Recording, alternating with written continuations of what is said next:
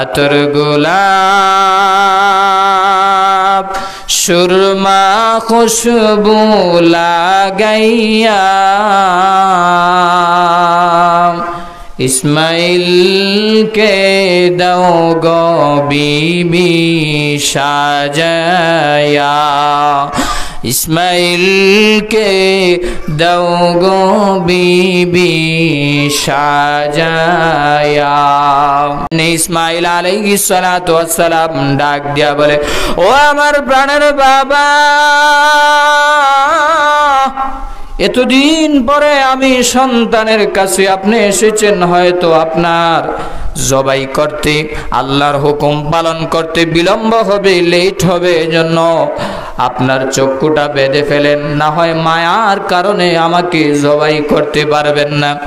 অন্য রাওয়ায়াতে এসেছে ইসমাইল আলাইহিস সালাতু ওয়াস সালাম ডাক দিয়ে বলেন, আমাকে উপর করে আপনি কুরবানি করেন, আর যদি উপর করে না করেন তাহলে হয়তো মায়া লেগে যাবে, আমাকে হয়তো আপনি কুরবানি দিতেও বিলম্ব করতে পারেন।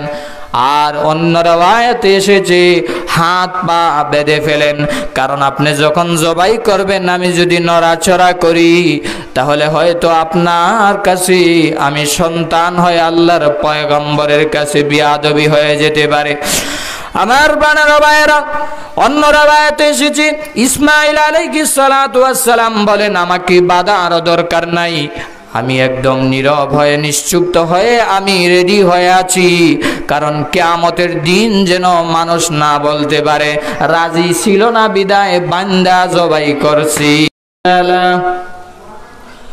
ونشهد أن لا إله إلا الله وحده لا شريك له ونشهد أن سيدنا وسندنا وحبيبنا ومولانا محمدا عبد الله ورسوله الذي أرسل إلى الناس كافة بشيرا ونذيرا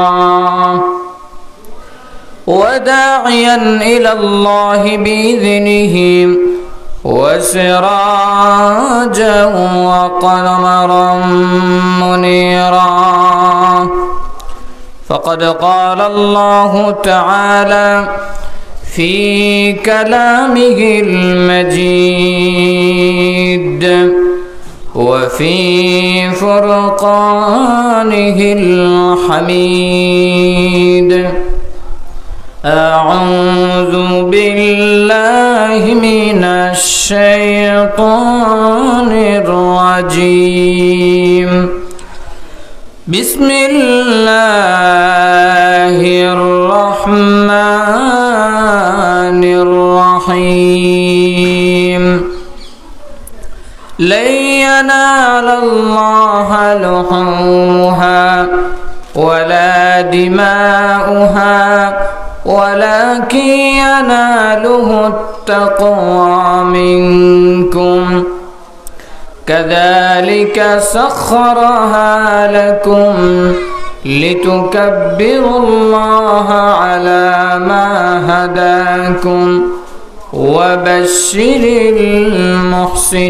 المحسنين صدق الله المولانا العظيم وعن زيد بن أرقم رضي الله تعالى عنه قال قال أصحاب رسول الله صلى الله عليه وسلم ما هذه الأضاحي يا رسول الله قال سنة أبيكم إبراهيم قالوا فما لنا فيها يا رسول الله قال بكل شعرة حسنة قالوا فالصوف يا رسول الله قال بكل شعرة من الصوف حسنة أو كما قال النبي عليه الصلاة والسلام في شان حبيبه ومحبوبه ومعشوقه مخبرا وآمرا. أما بعد فأعوذ بالله من الشيطان الرجيم. إن الله وملائكته يصلون على النبي يا أيها الذين آمنوا صلوا عليه وسلموا تسليما. اللهم صل على محمد وعلى آل محمد كما صليت على إبراهيم وعلى آل إبراهيم إنك حميد مجيد. اللهم بارك على محمد وعلى آل محمد كما باركت على إبراهيم وعلى آل إبراهيم إنك حميد مجيد. محمد में आकर कुफ्र को मिटाया, कुफ्र को मिटाकर सदाकत बताया. बलगल उला बिकमालिही कशफत दुजा बिजमालिही हसनत जमीअ खिसालिही सल्लु अलैहि व आलिही. चादरी पलकी चोरे আসলো সবার ঘরে, আসলো খুশির ঈদ, বলো ঈদ মুবারক, ঈদ মুবারক, ঈদ মুবারক ঈদ, বলো ঈদ মুবারক, ঈদ মুবারক, ঈদ মুবারক ঈদ. চাঁদেরি পলকি চরে আসলো সবার ঘরে, আসলো খুশির ঈদ, বলো ঈদ মুবারক, ঈদ মুবারক, ঈদ মুবারক ঈদ. নিহায়ত কাবিল ইহতারাম মহান আল্লাহ পাক রব্বুল আলামিনের আলিশান দরবারে শুকরগুজার হচ্ছি, যেই মহান আল্লাহ পাক রব্বুল আলামিন আমাদেরকে 2025 সালের গুরুত্বপূর্ণ মাস জিলহজ মাস পবিত্র ঈদ উল আজহা উদযাপনের লক্ষ্যে ঈদের মাঠে আসার বসার তৌফিক দান করলেন। এজন্য অন্তরের অন্তঃস্থল থেকে সকলে জুড়ে সুরি বলি আলহামদুলিল্লাহ। লক্ষ কোটি দুরুদ ও সালাম বর্ষিত হোক আল্লাহর সৃষ্টির প্রধান আকর্ষণ সৈয়দুল মুরসালিন শফিউল মুজনবিন দু জাহানের বাদশা নবী প্যারা নবী মুহাম্মদুর রাসূলুল্লাহ সাল্লাল্লাহু আলাইহি ওয়াসাল্লামের উপর। আল্লাহু আকবার, আল্লাহু আকবার, লা ইলাহা ইল্লাল্লাহু, আল্লাহু আকবার, আল্লাহু আকবার, ওয়ালিল্লাহিল হামদ। সম্মানিত এলাকাবাসী, দৌলতপুর বাইতুল আকসা জামে মসজিদ ও শাহী ঈদগার মুসল্লিয়ানে কেরামদের অবগতির জন্য জানানো যাচ্ছে, আমাদের ঈদের জামাত ইনশাআল্লাহ যথাসময়ে অনুষ্ঠিত হয়ে যাবে। সকাল 8 ঘটিকায় অনুষ্ঠিত হয়ে যাবে। এই জন্য এখনো যারা বাড়িঘরে এদিক সেদিক আসি, দ্রুত আমরা ঈদগাহে চলে আসার জন্য সবিনয় অনুরোধ করছি। ঈদ মানে হচ্ছে আনন্দ, ঈদ মানে উল্লাস, ইবাদতের মধ্য দিয়া আনন্দ উদযাপন করা। ঈদ উল আজহার দিন সুন্নত হচ্ছে আগে আগে ঘুম থেকে ওঠা, গোসল করা, সুগন্ধি ব্যবহার করা, মিসওয়াক করা এবং নতুন জামা কাপড় অথবা উত্তম জামা কাপড় পরিধান করা। এক রাস্তা দিয়ে আসা, আরেক রাস্তা দিয়ে যাওয়া এবং আসার সময় পুরুষ লোকেরা জোরে জোরে তাকবীর পাঠ করা, আল্লাহু আকবার, আল্লাহু আকবার, লা ইলাহা ইল্লাল্লাহু, আল্লাহু আকবার, আল্লাহু আকবার, ওয়ালিল্লাহিল হামদ। আসার সময় যাদের সাথে দেখা হবে, সাক্ষাৎ হবে, সালাম দেওয়া, মুসাফা করা, মুআনাকা করা, এটা বিশ্বনবীজির সুন্নাত। জুড়ে বলেন সুবহানাল্লাহ। ঈদের দিন যদি সালাম না দিল, ঈদের দিন যদি মুসাফা না করলো, ঈদের দিন যদি মুআনাকা না করলো, এই মুসলমানের কোনো দাম আল্লাহর কাছে নাই। পুরুষ লোকেরা ঈদগাহে এসে জামাতের সহিত নামাজ আদায় করা, আর মা বোনেরা মনে মনে ভাববে তাহলে আমরা কিভাবে ঈদ উদযাপন করব। মা বোনেরা যারা শুনতেছেন, মাইকের আওয়াজ যতটুকু পর্যন্ত যাইতেছে, মা বোনেরাও গোসল করে পরিষ্কার পরিচ্ছন্ন হয়ে নতুন জামা কাপড় পরিধান করে, আল্লাহ যে আজকে ঈদের দিন পর্যন্ত হায়াত দিয়েছে, এই জন্য 2 রাকাত শুকরিয়া নামাজ আদায় করবেন। 2 রাকাত শুকরিয়া নামাজ আদায় করবেন। আপনার স্বামী, আপনার ভাই, আপনার বাবা, আপনার সন্তান ঈদগাহে ঈদের জামাতে নামাজ পড়ে যতটুকু সওয়াব পাবে, আল্লাহ আপনার আমল নামায় সেই সওয়াব উঠায় দিবে। সুবহানাল্লাহ। সকলে তাকবীর পড়ি, আল্লাহু আকবার, আল্লাহু আকবার, লা ইলাহা ইল্লাল্লাহু, আল্লাহু আকবার, আল্লাহু আকবার, ওয়ালিল্লাহিল হামদ। মুহতারাম হাজিরিন, ঈদুল আজহার দিন আরেকটি গুরুত্বপূর্ণ সুন্নত হচ্ছে, ঈদের দিনে, ঈদুল আজহার দিনে নামাজ পড়ে কোরবানি করে, কোরবানিকৃত পশু রান্না করে তারপরে খাওয়া হচ্ছে সুন্নাত। আর ঈদুল ফিতরের সুন্নাত হচ্ছে মিষ্টি জাতীয় খাদ্য খেয়ে আসা। আর ঈদুল আজহার সুন্নত হচ্ছে আল্লাহ নিজে আজকে আমাদেরকে মেহমানদারি করাবেন, এই জন্য সবাই আজকে আমরা মিষ্টি জাতীয় খাদ্য পরিহার করে কোরবানিকৃত পশু যখন জবাই হবে তারপরে রান্না হবে, সেটাই প্রথম লোকমা দেওয়া হবে। এটা হলো ঈদুল আজহার গুরুত্বপূর্ণ সুন্নত। এই জন্য আমার বানার ভাইয়েরা, ঈদুল আজহা আল্লাহ পাক রব্বুল আলামিন মুসলমানদেরকে দিয়েছেন 2টা ঈদ উদযাপন করার জন্য। ইসলাম এমন একটি শরীয়ত, এমন একটি বিধানের নাম, যেই বিধানে শুধুমাত্র ইবাদত, শুধুমাত্র তাহাজ্জুদ, শুধুমাত্র কান্নাকাটি তা নয়। শরীয়তে ইসলামে ঈদও আছে, আনন্দ আছে, উল্লাসও আছে, সব কিছু হতে হবে হালাল পরিপন্থায়, হালাল পন্থায় হওয়া লাগবে। ঈদ মানে ঈদের রাত্রিতে আতশবাজি ফুটানো না, বম ফুটানো না, এগুলা হিন্দুয়ানি সংস্কৃতি। আপনার সন্তানদেরকে এগুলা সতর্ক করবেন যে রাত্রে দিয়ে আতশবাজি ফুটানো এগুলা হলো হিন্দুয়ানি সংস্কৃতি, এটা মুসলমানের কালচার, কৃষ্টি হইতে পারে না। এই জন্য ঈদ হবে আল্লাহ পাক রব্বুল আলামিনকে রাজি এবং খুশি করার লক্ষ্যে।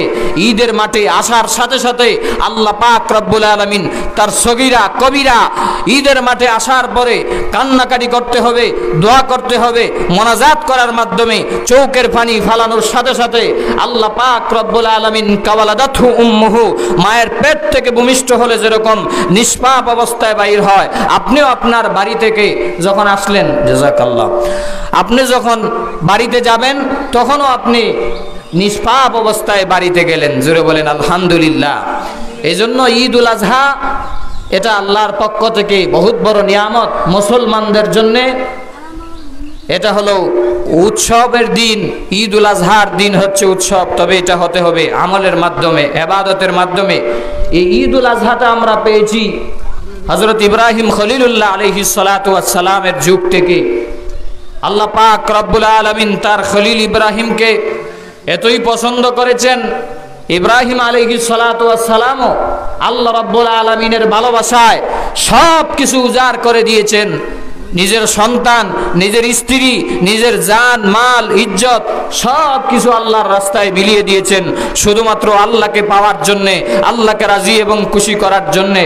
এই জন্য আল্লাহ পাক রব্বুল আলামিন সূরাতুল হজ এর 37 নম্বর আয়াতে আল্লাহ রব্বুল আলামিন বলেন, আমার বানারা ভাইয়েরা, আল্লাহ রাব্বুল আলামিন সূরাতুল হজের 37 নম্বর আয়াতে বড় সুন্দর করে জানায় দিলেন কোরবানি কেন করবা, এর কারণটা কি, এর মর্মটা কি, কি উদ্দেশ্যে কোরবানি করবা, আর আল্লাহ তোমার কাছ থেকে কেমন কোরবানিটা আশা করে। আল্লাহ রাব্বুল আলামিন জানায় দিলেন, লা ইয়ানালাল্লাহা লুহুমুহা ওয়ালা দিমাউহা ওয়ালাকিন ইয়ানালুহু তাকওয়া মিনকুম। আল্লাহু আকবার। আমার বানার ভাইয়েরা, আল্লাহ পাক রব্বুল আলামিন বলেন লা ইয়ানালাল্লাহা লুহুমুহা ওয়ালা দিমাউহা। আমার বান্দা বান্দিরা, যারা কুরবানি করবা, কুরবানিকৃত পশুর রক্ত, লোম এবং চামড়া, গোশত কোনো কিছুই আমি আল্লাহর দরবারে পৌঁছে না। শুধুমাত্র তোমার অন্তরের তাকওয়াটুকু আমি আল্লাহর দরবারে পৌঁছে।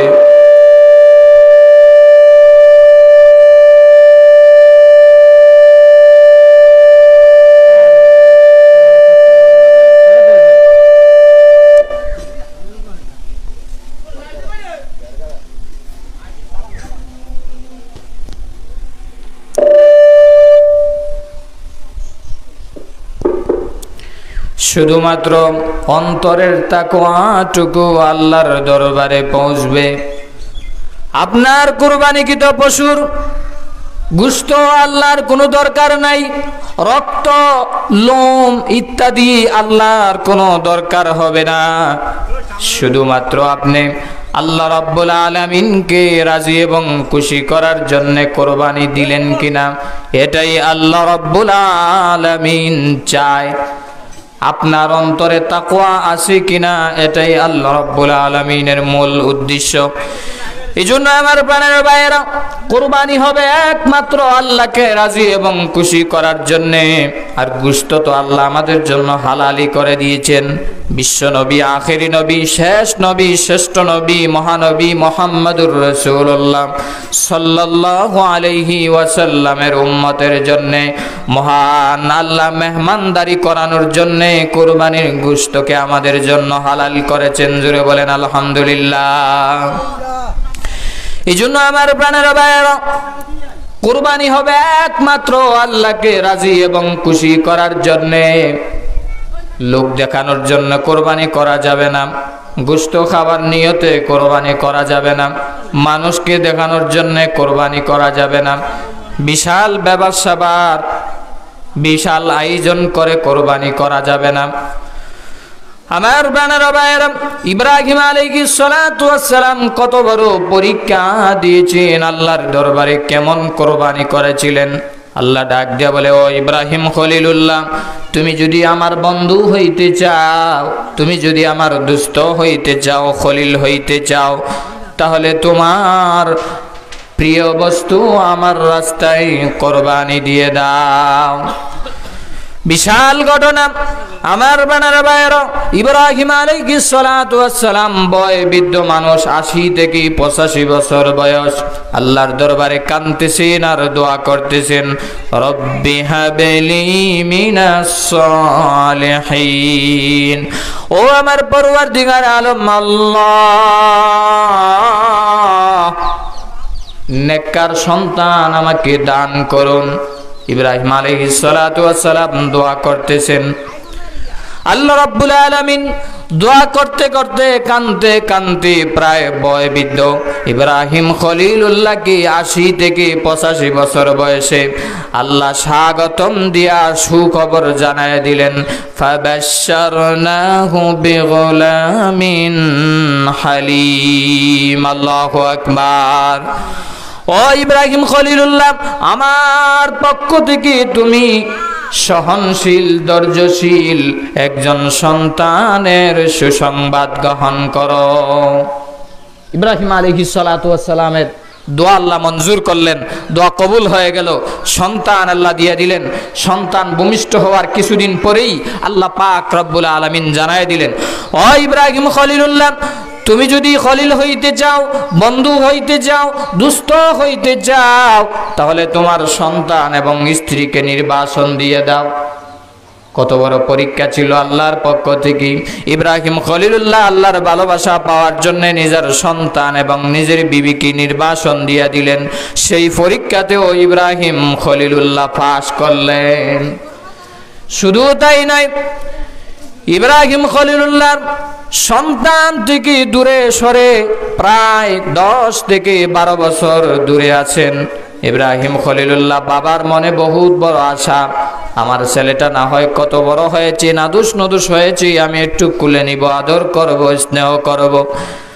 আল্লাহ রাব্বুল আলামিন কোরআনে জানায় দিলেন, ফালাম্মা বালাগা মাআহুস সা'য়া ক্বালা ইয়া বুনাইয়া ইন্নী আরা ফিল মানামি আন্নী আযবাহুকা ফানজুর মাযা তারা। ছেলে যখন হাঁটি করে, পা করে, বাবার সাথে হাঁটতে পারে এমন বয়স হয়েছে। ইন দ্য মিন টাইম আল্লাহ রাব্বুল আলামিন জানায় দিলেন, তোমার প্রিয় বস্তু আমার রাস্তায় কোরবানি দিয়ে দাও। জোরে বলেন আল্লাহু আকবার। ইব্রাহিম আলাইহিস সালাতু ওয়াস সালাম মনের ভিতরে বড় আশা, বড় আকাঙ্ক্ষা, আমার ছেলেকে আদর করব, স্নেহ করব। কিন্তু আল্লাহ তো জানায় দিলেন প্রিয় বস্তু কোরবানি দেওয়ার জন্য। প্রথম রাত্রিতে স্বপ্ন দেখার পরে ইব্রাহিম খলিলুল্লাহ 100 দুম্বা আল্লাহর রাস্তায় কোরবানি দিলেন, হয় নাই। দ্বিতীয় রাত্রিতে আবারও স্বপ্ন দেখলেন 100 উট কোরবানি দিলেন, হয় নাই। তৃতীয় রাত্রিতে আবারও স্বপ্ন দেখানো হলো। ইব্রাহিম খলিলুল্লাহ মনে মনে কাঁদতেছেন আর ভাবতেছেন, আমার তো এই বৃদ্ধ বয়সে পৃথিবীতে আমার আর কেউ আপন নয়। আমার আদরের সন্তান ইসমাইল হলো আমার কলিজার টুকরা, সবচাইতে প্রিয়। ইব্রাহিম আলাইহিস সালাতু ওয়াস সালাম বুঝার বাকি রইল না, আল্লাহর কোনো কিছু চায় না। আমার সন্তান ইসমাইলকে আল্লাহর রাস্তায় কোরবানি দেওয়ার কথাই বলা হচ্ছে স্বপ্ন যুগে। আমার বানানো ভাইয়েরা, কত বড় হৃদয় বিদারক ঘটনা ছিল। আমরা তো নিজেদের গৃহপালিত পশুই আমরা কোরবানি দিতে কষ্ট লাগে, আঘাত লাগে। নিজেরা গরু পালন করে, ছাগল পালন করে, নিজের চৌকের সামনে যখন কোরবানি দেয় কষ্ট লাগে কি লাগে না? অথচ নিজের কলিজার টুকরা, আদরের দুলালি, নয়নের মণি শিশু পুত্র ইসমাইলকে কোরবানি দেওয়ার আদেশ মহান আল্লাহ করে দেয়। ইব্রাহিম আলাইহিস সালাতু ওয়াস সালাম ছুরি নিয়ে রশি নিয়ে রওনা হয়ে যায়। মিনা পর্বতের গুহায় গিয়া ডাক দিয়া বলে, রে লোকেরা, তোমরা ইসমাইল নামে কাউকে চিনো নাকি? এমনি ছেলেরা ডাক দিয়া বলে, না, ইসমাইল নামে আমরা কাউকে চিনি না। তবে ওই যে পাহাড়ের উপত্যকায় বসে বসে আকাশের তারকা গণে আর বলে, এটা আমার আব্বু, এটা আমার আব্বু। এই বলে বলে সব সময় কান্নাকাটি করে ইব্রাহিম আলাইহিস সালাতু ওয়াস সালাম দৌড়ায় গেলেন ওই শিশু বালকের কাছে, গিয়া বলেন, তোমার নাম কি? ডাক দিয়া বলে, আমার নাম হলো ইসমাইল। ইব্রাহিম আলাইহিস সালাতু ওয়াস সালাম আবেগকে আর ধরে রাখতে পারে না, ডাক দিয়া বলে, আয় আয় সন্তান, আমার বুকে আয়, আমার কোলে আয়। ইব্রাহিম আলাইহিস সালাতু ওয়াস সালাম টান দিয়া যখন কলিজার টুকরা সন্তানকে বুকে জড়ায় নেয়, ইসমাইল ডাক দিয়া বলে, আপনি কে, কোথা থেকে এসেছেন? ইব্রাহিম খলিলুল্লাহ বলে, আমাকে চিনতে পারো নাই? আমি আল্লাহর প্রেরিত পয়গম্বর ইব্রাহিম খলিলুল্লাহ, তোমার বাবা। জোরে বলেন সুবহানাল্লাহ। বাবার সন্তান আনন্দে আত্মহারা। ইসমাইল আলাইহিস সালাতু ওয়াস সালাম ডাক দিয়ে বলে, বাবা, কতদিন হয়ে গেল আপনি আসেন না? মা আপনার অপেক্ষায় কাঁদতে কাঁদতে চৌকের ছানি পড়ে গিয়েছে। ও বাবা, আর দেরি করবেন না, আমার মায়ের কাছে চলেন। চলো ইসমাইল, তোমার মায়ের কাছে। মায়ের কাছে যাওয়ার পরে যখন সালাম বিনিময় হলো, বাবার কোলে সন্তানকে দেখে মাও আনন্দে আত্মহারা হয়ে গেলেন। আজ কত বছর হয়ে গেল আপনি আসেন না, ঘরের ভিতরে আসেন, নাস্তার ব্যবস্থা আমি করেছি, আপনি আসেন, রেস্ট নেন। এমনি ইন দ্য মিন টাইম ইব্রাহিম আলাইহিস সালাতু ওয়াস সালাম ডাক দিয়ে বলে, হাজেরা, আমার সময় নাই, আমি মালিকের দাওয়াতে যাইতে হবে। আমার সন্তান ইসমাইলকে তুমি দ্রুত সাজায় দাও। জোরে বলেন আল্লাহু আকবার। আতর গোলাপ সুরমা খুশবু লাগাইয়া ইসমাইলকে দাও গো বিবি সাজায়া ইসমাইলকে দাও গো বিবি সাজায়া আল্লাহু আকবার আল্লাহু আকবার লা ইলাহা ইল্লাল্লাহু আল্লাহু আকবার আল্লাহু আকবার ওয়ালিল্লাহিল হামদ। সম্মানিত এলাকাবাসী, সম্মানিত মুসল্লিয়ানে কেরাম, আমাদের জামাতের সময় অতি সন্নিকটে চলে এসেছে। আমরা এখনো যারা বাড়ি ঘরে আছি অতি দ্রুত আমরা চলে আসি, আর কয়েক মিনিট পরেই ইনশাআল্লাহ আমাদের জামাত শুরু হয়ে যাবে। এই জন্য এখনো যারা বাড়ি ঘরে এদিক সেদিক আসি আমরা চলে আসি। আমার বানারা ভাইয়েরা, ইসমাইল আলাইহিস সালাতু ওয়াস সালাম কি মা হাজারা সাজায় দিলেন, চলে গেলেন বাবা এবং সন্তান মিনা পর্বতের গুহায়। যারা হজে গেছেন, উমরায় গেছেন, তারা দেখেছেন ওই জায়গাটা এখনো কত অবস্থায় সৌদি গভর্নর রেখে দিয়েছি, যেখানে ইব্রাহিম এবং ইসমাইল আলাইহিস সালাতু ওয়াস সালাম কি কোরবানি দেওয়ার জন্য নিয়ে গিয়েছিলেন।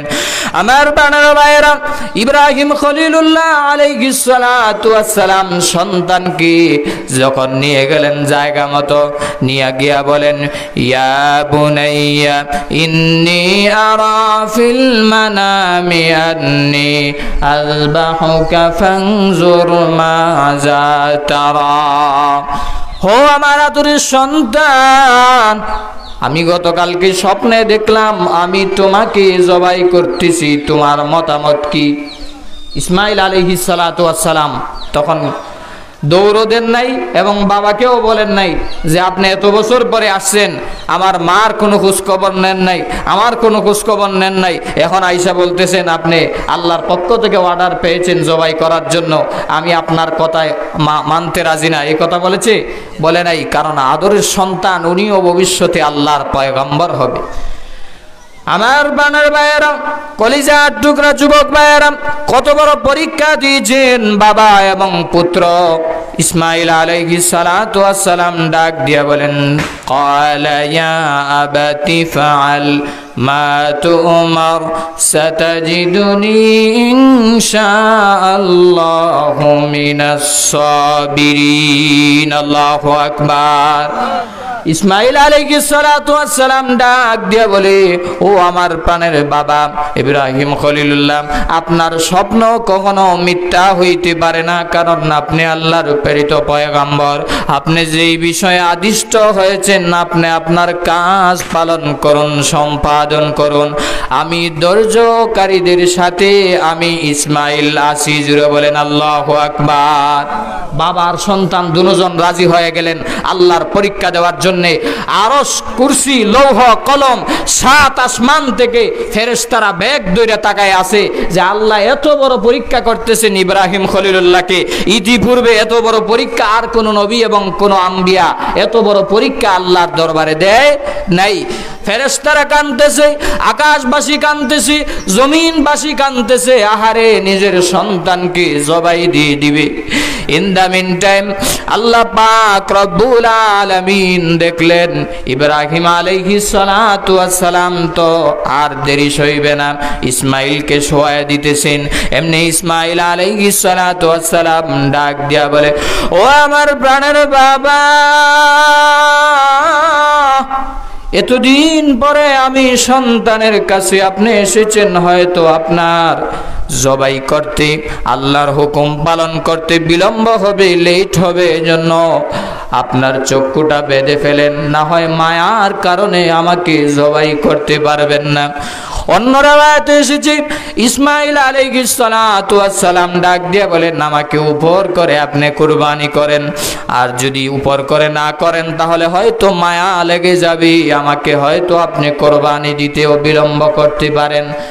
আর অন্য রাওয়ায়াতে এসেছে হাত পা বেঁধে ফেলেন, কারণ আপনি যখন জবাই করবেন আমি যদি নড়াচড়া করি তাহলে হয়তো আপনার কাছে আমি সন্তান হয়ে আল্লাহর পয়গম্বরের কাছে বিয়াদবি হয়ে যেতে পারে। আমার বানানো ভাইয়েরা, অন্য রাওয়ায়াতে এসেছে ইসমাইল আলাইহিস সালাতু ওয়াস সালাম বলেন, আমাকে বাধার দরকার নাই, আমি একদম নীরব হয়ে নিশ্চুপ হয়ে আমি রেডি হয়ে আছি, কারণ কিয়ামতের দিন যেন মানুষ না বলতে পারে রাজি ছিল না বিদায় বান্দা জবাই করছি। মিস্টার ইবলিস এসে বলতেছি, ও ইসমাইল তুমি জানো নাকি তোমাকে তো তোমার বাবা জবাই করবে। এমনি ইব্রাহিম আলাইহিস সালাতু ওয়াস সালাম কি বলার সাথে সাথে ইব্রাহিম আলাইহিস সালাতু ওয়াস সালাম বললেন, এটা হলো শয়তান, কঙ্কর নিক্ষেপ করো। আল্লাহ রাব্বুল আলামিনও জানায় দিলেন, ইসমাইল আলাইহিস সালাতু ওয়াস সালাম কচি আঙ্গুল দিয়ে যেইভাবে কঙ্কর নিক্ষেপ করেছি, আজ থেকে কিয়ামত পর্যন্ত যত হাজিরা আসবে ইসমাইলের মতো থেকে হুকুম এসেছে, ওয়ার্ডার এসেছে। এমনি হাজিরা ডাক দিয়ে বলেন, তুমি কে আমি তো জানি না, তবে শুনে নাও, যদি আল্লাহর পক্ষ থেকে হয় থাকে তাহলে একজন ইসমাইল কেন, আমি মা এরকম 100 ইসমাইলকে জবাই করার জন্য আমি হাজেরা রেডি আছি। জুড়ে বলেন আল্লাহু আকবার। কেমন ভালোবাসা ছিল আল্লাহর প্রতি, কেমন মহব্বত ছিল, একজন নারী হওয়ার পরে কেমন সাহস জুগিয়েছে, আল্লাহর কেমন ভালোবাসা অন্তরে ছিল, এটা শিক্ষা দেওয়ার জন্য আল্লাহ কিয়ামত পর্যন্ত উম্মতে মুহাম্মদীদের উপর কুরবানি ওয়াজিব করে দিয়েছে। আমার বানার ভাইরা, ইসমাইল আলাইহিস সালাতু ওয়াস সালামকে যেমনি মাত্র ছুরি লাগাবেন, ছুরি কিন্তু অনেক ধারালো ছুরি, ছুরি কাটতেছে না। আল্লাহ পাক রব্বুল আলামিনের আরশ কুরসি লৌহ কলম তরতর করে কাঁপতেছে, আকাশ কুলের ফেরেশতারা কাঁদতেছে। ইব্রাহিম আলাইহিস সালাতু ওয়াস সালামের রাগ উঠে গেল, এত দাঁড় দিয়া ছুরি আনলাম তারপরও কেন কাটে না, রাগ করে ফালায় দিলেন। বিশাল পাথরটা ছুরির আঘাতে দ্বিখণ্ডিত হয়ে গেল। জোরে বলেন আল্লাহু আকবার। পাথর যেখানে দ্বিখণ্ডিত হয়ে গেছে, ছুরিতে দাঁড় আছে না নাই? আরো জোরে বলেন আছে না নাই? আল্লাহর তো ইসমাইলের মাথা উদ্দেশ্য না, আল্লাহর উদ্দেশ্য তোমার সন্তানটাকে জবাই করার জন্য তুমি রেডি আছো কিনা, তোমার মনটা রেডি আছে কিনা। জোরে বলেন ঠিক না বেঠিক? এমনি আল্লাহ রাব্বুল আলামিন জানায় দিলেন, ও জিবরাইল আর দেরি করা যাবে না, যাও জান্নাত থেকে দুম্বা নিয়ে আসো, আমার ইব্রাহিমের ছুরির নিচে জান্নাতি দুম্বা দিয়ে দাও, আর না হয় ইসমাইলের গলা কেটে যাবে। আল্লাহ রাব্বুল আলামিন ছুরিকে নিষেধ দিলেন ইসমাইলের পশম যেন না কাটে। সাথে সাথে জিবরাইল আলাইহিস সালাতু ওয়াস সালাম দুম্বা নিয়ে আসলেন। ইব্রাহিম খলিলুল্লাহ জবাই করার সাথে সাথে ইসমাইলের পরিবর্তে জান্নাতি দুম্বা কুরবানি হয়ে গেল। জোরে বলেন আল্লাহু আকবার। আমার বানানো ভাইয়েরা, ইব্রাহিম আলাইহিস সালাতু ওয়াস সালাম চোখ খুলে মনে মনে তো ভাবতেছেন আমি তো পরীক্ষায় ফাঁস হয়ে গেছি। আল্লাহ রাব্বুল আলামিন জানায় দিলেন, ক্বাদ সাদ্দাকতার রুইয়া ইন্না কাযালিকা নাজজিল মুহসিনিন। আমার বানানো ভাইয়েরা, ইব্রাহিম আলাইহিস সালাতু ওয়াস সালামকে মহান আল্লাহ জানায় দিলেন, ও ইব্রাহিম তুমি তোমার স্বপ্ন পূরণ করেছো, পরীক্ষায় ফাঁস হয়েছো, তুমি কোরবানির কাজে সম্পাদন করার জন্য তুমি ফাঁস হয়েছো। কাদ সাদ্দাকতার রুইয়া, তুমি সত্যবাদী, সত্য ঘটনাকে তুমি বাস্তবে রূপান্তরিত করেছো। ওয়া ফাদাইনাহু বিযিবহিন আযীম, তুমি কোরবানি কাজে সফল হয়েছো। জোরে বলেন আল্লাহু আকবার। আমার বানানো ভাইয়েরা, এমনি চোখ খুলে দেখেন ইসমাইলের পরিবর্তে দুম্বা কোরবানি হয়ে গেছে। আল্লাহ রাব্বুল আলামিন জানায় দিলেন, তোমার কোরবানি কাজ সম্পাদন হয়ে গেছে। ও ইব্রাহিম খলিলুল্লাহ, তোমার সন্তানকে নিয়ে তুমি বাড়িতে চলে যাও, আর আমি আল্লাহর পক্ষ থেকে জান্নাতি দুম্বা দিয়ে দিলাম। কারণ হাজেরাকে বলে এসেছিলাম মালিকের দরবারে আসছো, মালিকের দরবার থেকে আমি আল্লাহ তোমাদের জন্য ঈদের মেহমানদারি করানোর জন্য জান্নাতি দুম্বা দিয়া দিলাম, সবাইকে নিয়ে খেটে এটা তোমরা মেহমানদারি করো, আজকের দিনে খাও। জুড়ে বলেন আলহামদুলিল্লাহ। তখন থেকেই পশুর উপর কোরবানি আল্লাহ পাক রব্বুল আলামিন ওয়াজিব করে দিলেন। যদি সন্তানকে কোরবানি দেওয়া হতো তাহলে তো এই সিস্টেম যদি থাকতো আমরা প্রত্যেক থেকে নিজেদের সন্তানকে কোরবানি দেওয়া লাগতো। এত বড় পরীক্ষা আল্লাহ আমাদের কাছ থেকে চায় নাই, শুধু চেয়েছে তোমার সামর্থ্য অনুযায়ী তুমি একটা পশু আল্লাহর রাস্তায় জবাই দাও, তবে এটা হালাল টাকা দিয়ে হওয়া লাগবে না হারাম টাকা দিয়া। কথা বলেন হালাল না হারাম? আবার অপর দিকে দেখেন আদম আলাইহিস সালাতু ওয়াস সালামের শরীয়ত ছিল কোরবানি দেওয়ার পরে আকাশ থেকে আগুন এসে জ্বালায় দিত, কোরবানিকৃত পশু জ্বালায়া শেষ হয়ে যেত। কিন্তু ইব্রাহিম খলিলুল্লাহর পর থেকে বিশ্বনবীজির উম্মতের উপর এই কোরবানিকৃত পশুর গোশতকে আল্লাহ আমাদের জন্য হালাল করেছেন। এতে আমরা খুশি না বেজার? জোরে বলেন আলহামদুলিল্লাহ। যদি মনে করেন গোশত খাওয়া যদি হারাম হইতো তাহলে দেখা যাইতো কে কত টাকা তারপরে কোরবানি দিয়ে আল্লাহ রাস্তায় দিয়ে দিত, ঠিক না বেঠিক? এখন তো আল্লাহ কোরবানি দিয়েছে, এই জন্য এই ইবাদতটা একটু ব্যতিক্রম। এই ইবাদতটা নিয়তের ক্ষেত্রে অনেকটাই সতর্ক থাকতে হবে, আর না হয় আপনার লক্ষ লক্ষ টাকা বিফলে চলে যাবে। লক্ষ টাকা দিয়ে কোরবানি দিলেন, এটা যদি কবুল না হয় তাহলে এই ছাতা দিয়ে আর কি লাভ হইলো, ঠিক না বেঠিক? কোরবানির আসল শিক্ষা হলো ইব্রাহিম খলিলুল্লাহর মতো অন্তর আপনার অন্তরে জাগাইতে হবে, ইসমাইলের মতো অন্তর আপনার অন্তরে জাগ্রত করতে হবে। জুড়ে বলেন ঠিক না বেঠিক? আম্মাজান হাজেরার মতো অন্তর আপনার অন্তর বানাইতে হবে, তাহলেই আল্লাহ আপনার কোরবানি কবুল করবে। জুড়ে বলেন ঠিক না বেঠিক? আল্লাহ বলেছেন লাইয়ানালাল্লাহা লুহুমুহা ওয়ালা দিমাউহা ওয়ালাকি ইয়ানালুহুত তাকওয়া মিনকুম। তোমার কোরবানিকৃত পশুর গোশত, পশম, লোম ইত্যাদি আমার কাছে আসে না, আমার কাছে শুধুমাত্র তোমার অন্তরের তাকওয়াটুকু আসে। এই জন্য আমার প্রাণের ভাইয়েরা, মুসল্লিয়ানে কেরামেরা, আমরা যারা কোরবানি দিব আমরা অবশ্যই আমার অন্তরটাকে আমরা খালেস করে নিব, ইখলাস বানায় নিব, যে আমরা যেন একমাত্র আল্লাহকে রাজি খুশি করার জন্যই কোরবানি দিতেছি। আর কোরবানি দেওয়ার পূর্ব শর্ত হচ্ছে নামাজ। কোরবানি দেওয়ার পূর্ব শর্ত কি? এখন কোরবানি দেয় যেই দিন কোরবানি দাতা, ওই দিন ফজরের নামাজে খবর নাই। আপনাদের এলাকায় নাই, অন্য এলাকাতে আছে না নাই? আরো জোরে বলেন আছে না নাই? আল্লাহ সূরাতুল কাউসারের 2 নম্বর আয়াতে বলেন ফাসাল্লি লিরাব্বিকা ওয়ানহার। অগণবিজি দুইটা শর্তের বিনিময়ে আপনার উম্মতকে আমি হাউজে কাউসার দিব। 1 নম্বরে নামাজ আদায় করতে হবে, 2 নম্বরে ওয়ানহার, আমি রবের সন্তুষ্টির জন্য পশু জবাই করতে হবে, কোরবানি করতে হবে। এখানে কুরবানির কথা আগে না নামাজের কথা আগে? কথা বলেন নামাজ না কোরবানি? নামাজ আগে, তারপরে কোরবানি। হরন বাজানো থেকে বিরত থাকি। নামাজ আগে না কোরবানি আগে? নামাজ আগে। এই জন্য নামাজ পড়তে হবে আগে। এই জন্য আমার প্রাণের ভাইয়েরা, নামাজ হচ্ছে ফরজ। আমরা 5 ওয়াক্ত নামাজ পড়বো, তাকওয়া অন্তরে রাখবো এবং আল্লাহর সন্তুষ্টির জন্য কোরবানি করব। এখান থেকে আসল শিক্ষা হচ্ছে ওয়ানহার মানে পশু জবাই করা, রক্ত প্রবাহিত করা। এর মানে হচ্ছে পশু জবাই করার মানে শুধু পশু জবাই করা নয়, পশু যেভাবে আপনি জবাই করলেন আপনার মনের ভিতরেও পশুত্ব ভাব আছে না নাই? আওয়াজ দিতে হবে, আছে না নাই?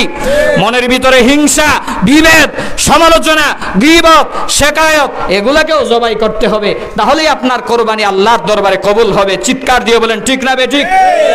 এই জন্য কোরবানির আসল শিক্ষা হচ্ছে পশু জবাই দেওয়ার সাথে সাথে অন্তরের পশুত্বভাব, হিংসা হিংসি, মারামারি, ভাইয়ে ভাইয়ে দ্বন্দ্ব, বনে বনে দ্বন্দ্ব আছে না নাই? আরো জোরে বলেন আছে না নাই? আরে মিয়া সম্পদের লোভে নিজের ভাইটাকে হত্যা করছে। কয়দিন আগে আমি নিজে দেখছি লাইভে, নিজের ভাইকে কল্লা দ্বিখণ্ডিত করে দিয়েছে। অথচ নামাজি, দাড়িওয়ালা, দিনদার, এরকম নামাজির কোনো দাম আল্লাহর দরবারে আছে? এক হাত সম্পত্তির জন্য বাবাকে খুন করে ফেলে। জোরে বলেন না নাউজুবিল্লাহ। আজকের ঈদুল আজহার এইটাই হলো আসল শিক্ষা।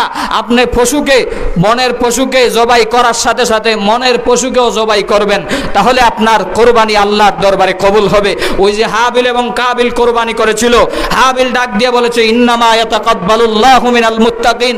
ও ভাই কাবিল, আমাকে হত্যা করে কোনো লাভ হবে না, তোমার কোরবানি আল্লাহ কবুল করবে না, কারণ তুমি সুন্দরী নারীর জন্য পাগল হয়ে গিয়েছো। আমি আল্লাহর জন্য পাগল পারা, কেবলমাত্র আল্লাহ তো তাকওয়াওয়ালা বান্দা বান্দীদের আল্লাহ কোরবানি কবুল করবেন। এই জন্য আজকের আসল শিক্ষা হলো তাকওয়া। কোরবানির আসল শিক্ষা কি? তাকওয়া।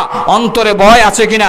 আমরা তো এখন মনে করি তাকওয়া বলতে শুধুমাত্র মনে হয় পাগড়ি লাগানো এবং দাড়ি রাখা, পাঞ্জাবি পরা। হিন্দুরাও মিয়া পাগড়ি রাখে, পাগড়ি পরে, ঠিক না বেঠিক? আরে হিন্দু পাদ্রীদের গিয়ে দেখেন না অনেক লম্বা দাড়ি আছে না নাই? তারা মাথার থেকে 24 ঘন্টা পাগড়ি খুলেই না। পাগড়ি আর জুব্বা লাগানো তাকওয়া না। অন্তরের তাকওয়া, আপনার মনে আল্লাহর ভয় আছে কিনা, গুনাহ ছাড়েন কিনা, নামাজ পড়েন কিনা, সুদ ছাড়েন কিনা, ঘুষ ছাড়েন কিনা, এটাই হলো আসল তাকওয়া। জোরে বলেন ঠিক না বেঠিক? কোরবানিকৃত পশুকে আমরা যখন জবাই দিব কষ্ট না দিব, অনেকে আমরা কষ্ট দিই। কয়েকটি গুরুত্বপূর্ণ মাসালা বলেই আমার আলোচনা সমাপ্ত করব। এক নাম্বার হচ্ছে কোরবানিকৃত পশুটা আমরা যখন জবাই দিব কষ্ট দিব না। এখানে নিজে যিনি কোরবানি দিবেন উনি ওনার পক্ষ থেকে জবাই করলে এটা সবচাইতে বেস্ট। কিন্তু আপনি যদি বিসমিল্লাহি আল্লাহু আকবার, আল্লাহু আকবারই যদি শুদ্ধ করে না বলতে পারেন, মেয়ে আপনি কিভাবে কোরবানি দিবেন? ঠিক না বেঠিক? এজন্য আলেমকে দিয়া, ইমামকে দিয়া, হাফেজে কোরআন দিয়া, জান্নাওয়ালা ব্যক্তি দিয়া কোরবানি দিবেন, যাতে করে আপনার কোরবানিটা সহি শুদ্ধ হয়। দরকার আছে না নাই? আরো জোরে বলেন, আছে না নাই? কিন্তু দুঃখের বিষয় হচ্ছে, আফসোসের বিষয় হচ্ছে, লক্ষ টাকা দিয়া কোরবানি দেয়, কিন্তু যাকে দিয়া কোরবানি হালাল করলো তাকেই 500 টাকা 1000 টাকা দিতে দ্বিধাবোধ করে। আছে না নাই? আপনাদেরকে বলতেছি না, আমাকে দেওয়ার কথা বলতেছি না, আপনাদের ইনসাফটা একটু বিবেচনা করবেন। বিয়া করে লক্ষ টাকা দিয়া হুজুরকে 2000 টাকা হাদিয়া দিতে এই সময় পকেট থেকে বাইরে হয় না। আছে না নাই? আরে মেয়ে, আপনি লক্ষ টাকা দিয়ে কোরবানি দিলেন, একটা বছরই তো একবার আপনার কাছে গিয়েছে। 5 জনে কোরবানি দিলে 100 টাকা করে দিলেও 500 টাকা, 200 টাকা করে দিলেও 1000 টাকা। ঠিক না বেঠিক? তা আপনি যদি 200 টাকা 100 টাকা বাইরে, তাহলে তো 20 বছর আগের তালে রইল এখনো। এই জন্য এরকম বেইনসাফ করলে আপনার কোরবানি পরিপূর্ণ হক আদায় হবে না। লক্ষ টাকা দিয়ে দিবেন, যাকে দিয়ে হালাল করাবেন তাকেও খুশি করার চেষ্টা করবেন। ঠিক না বেঠিক? অবশ্য আপনাদের এলাকারা সবাই সতর্ক, আলহামদুলিল্লাহ, যথেষ্ট সম্মান এবং ইজ্জত করে। তো আমি গুরুত্বপূর্ণ যেই মাসালাটা বলতে চেয়েছিলাম, রক্ত প্রবাহিত করা আজকে আল্লাহর কাছে সবচাইতে দামি। আম্মা জান আয়েশা থেকে হাদিস বর্ণিত, রক্ত প্রবাহিত করার ক্ষেত্রে হুজুর যখন জবাই করবে, কসাই এবং যারা দাঁড়ায় থাকে এরা অনেক সময় ছুরি দিয়ে আবার আঘাত করে। জান বাহির হওয়ার আগে কেউ যদি আঘাত করে, রগের উপর যদি আঘাত করে, এই প্রাণীটা স্ট্রোক করে মারা যাবে। কি করে মারা যাবে? স্ট্রোক করে মারা যাবে। কারণ হচ্ছে জবাই করার পরে কিছু